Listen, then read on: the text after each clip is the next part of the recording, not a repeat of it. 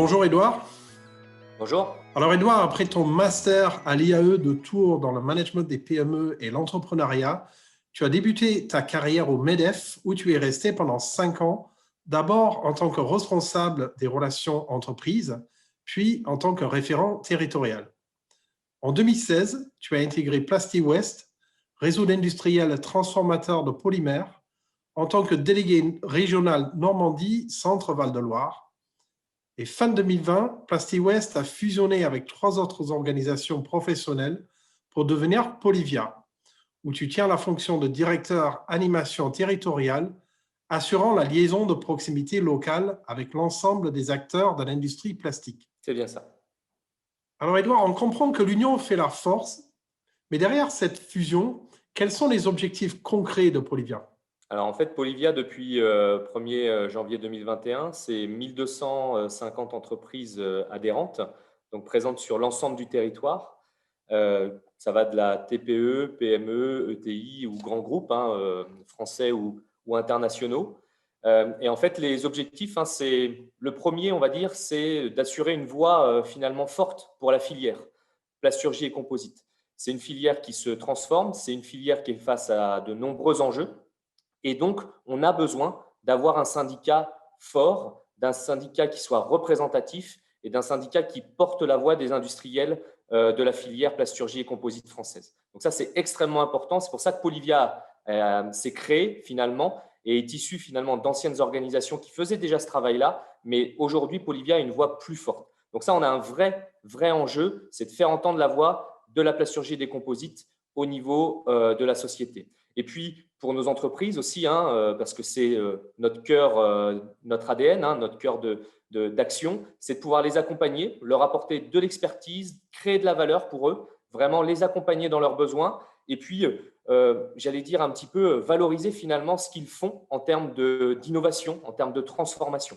Donc ça, c'est vraiment quelque chose d'extrêmement important qu'on souhaite porter au niveau de Polyvia. Et puis, c'est cette notion de proximité, c'est d'être au plus près des besoins des entreprises.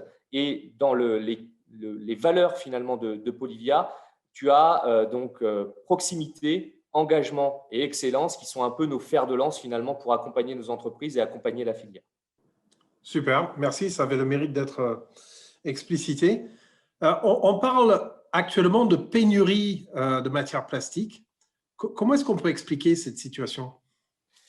Alors effectivement, on avait déjà un petit peu des prémices en fin d'année 2020. On a connu d'autres crises matières les années antérieures. Là, on est confronté à plusieurs choses. La première, c'est qu'il y a une crise globale de pénurie de matières premières. Ça ne touche pas que les matières plastiques. Et en fait, on a finalement une reprise économique, mais qui est très disparate en fait, ou qui est en décalage finalement continent par continent. On n'a pas une reprise économique globale. Certains sont un peu en avance de phase sur la reprise économique post-Covid, j'ai envie de dire. Couplé à ça, tu as finalement des usines qui fabriquent finalement les polymères nécessaires à la transformation de matières plastiques qui sont de moins en moins présentes en Europe, ou en tout cas qui fournissent plutôt des continents autres que l'Europe. Tu as eu des arrêts de maintenance aussi d'usines qui se sont qui ont mis en place un programme de maintenance pendant le Covid et donc qui a finalement retardé aussi le redémarrage des usines. Et puis, tu as couplé à ça aussi un commerce maritime qui a flambé, des conteneurs qui ont fait l'aller mais pas forcément le retour. Et donc, tu fais face à deux choses. Tu as une flambée des prix extrêmement importante, extrêmement brutale, où nous, on est très dépendant finalement des fournisseurs de matières plastiques. Et donc, vis-à-vis de nos clients, c'est une situation qui est assez délicate. Donc, on subit complètement cette hausse des matières, cette hausse de prix.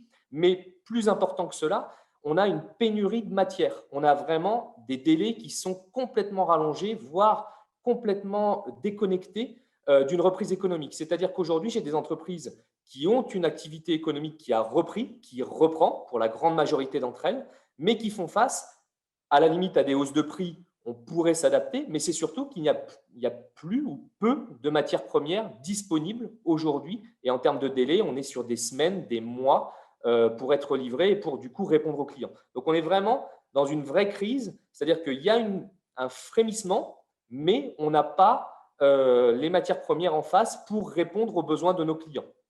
Alors justement, face à cette pénurie de matières premières, on comprend que des gens cherchent des alternatives, par exemple dans le plastique recyclé.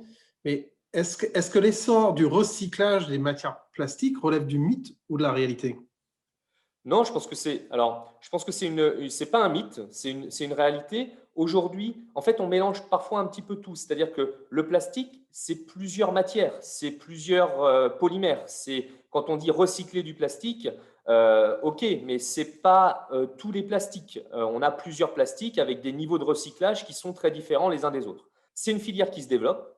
C'est une filière qui se développe en termes de volumétrie, de recyclage, en termes de diversité de matières qui sont désormais collectées et recyclées, et se développe aussi par de nouveaux acteurs. On a des acteurs entrants, français et ou européens, qui s'implantent sur ce marché du recyclage plastique et qui viennent du coup apporter une volumétrie encore plus importante.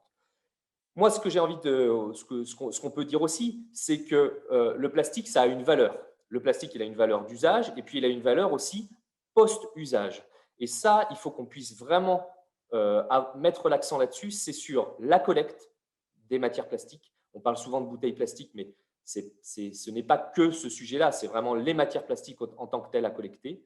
Le tri, pour assurer une qualité finalement de matières plastiques recyclées à réintégrer qui soit conforme aux attentes des transformateurs et des clients. Et ça, c'est vraiment l'accent qu'il faut mettre. Donc non, ce n'est pas un mythe, c'est une vraie réalité dans son développement. Et puis, je pense qu'il y a une prise de conscience aussi de l'ensemble des acteurs pour que finalement ce recyclage se développe, mais ça passe aussi par la collecte et le tri aussi.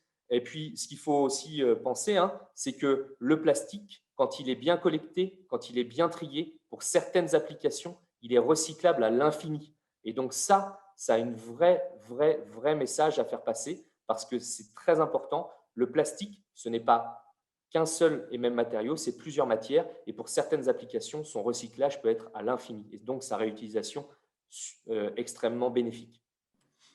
Alors Edouard, de par ton métier, tu rencontres beaucoup d'industriels français. Quelles sont leurs grandes problématiques? Aujourd'hui, il y en a plusieurs, James, alors à différents niveaux. On m'a parlé du très court terme. Le très court terme, je te l'ai dit tout à l'heure, c'est l'appro des matières. J'ai une reprise économique, j'ai des commandes qui sont en train de rentrer ou qui rentrent, mais je n'ai pas forcément la capacité de pouvoir produire, pas parce que je n'ai pas de compétences, pas parce que je n'ai pas de place dans mon atelier, mais parce que je n'ai pas d'appro matière suffisante pour répondre finalement à ce besoin-là. Ça, c'est la problématique du moment et qui en découle aussi, c'est comment je fais pour avoir des hausses de prix extrêmement importantes et de conserver une marge qui me permet d'avoir un modèle économique viable pour mon entreprise. Nos adhérents aujourd'hui sont des transformateurs de matières plastiques pour la plupart. Ce sont des personnes qui sont entre le fournisseur de matières plastiques, vierges ou recyclées, et le client final, on va dire, le client final de nos transformateurs, qui n'est pas forcément le consommateur final, mais qui est en tout cas le client final.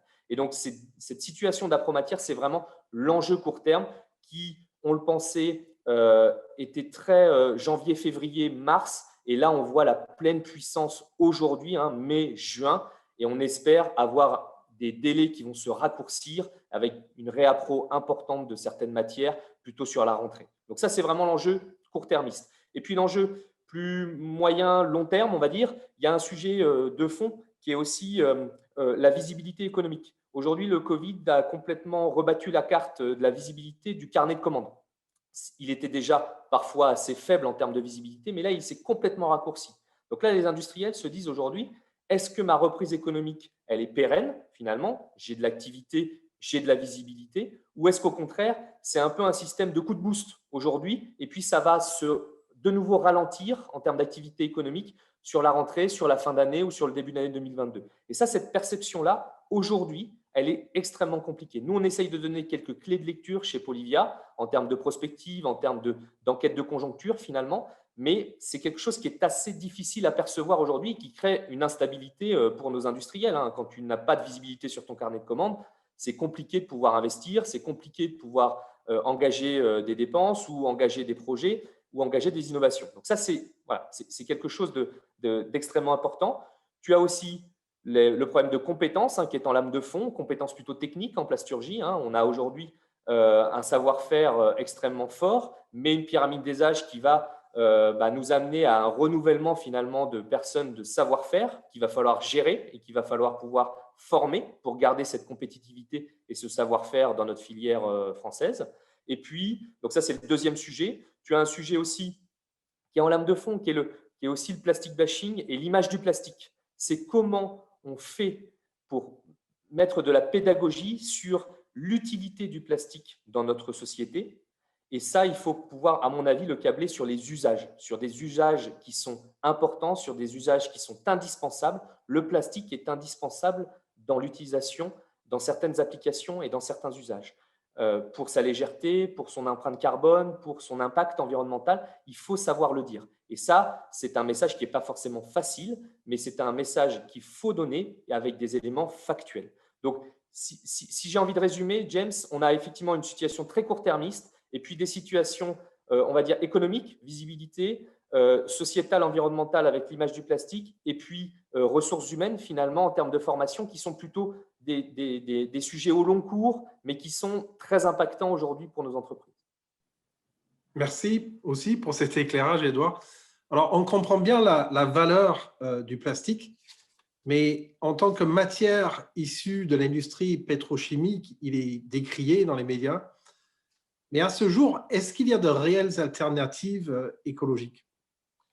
Alors, aujourd'hui, pour nous, il y a effectivement des alternatives qui sont possibles. Il y a déjà une première alternative, James, c'est l'utilisation de matières plastiques recyclées, issues de ce pétrole vierge, finalement, de cette matière pétrosourcée dite vierge. Et ça, si on arrive à le faire par ce que je disais tout à l'heure, la collecte, le tri et la remise finalement sur le marché de MPR, on arrivera déjà à trouver, ce n'est pas une alternative, mais c'est une valorisation finalement forte de cette matière pétrosourcée dite vierge.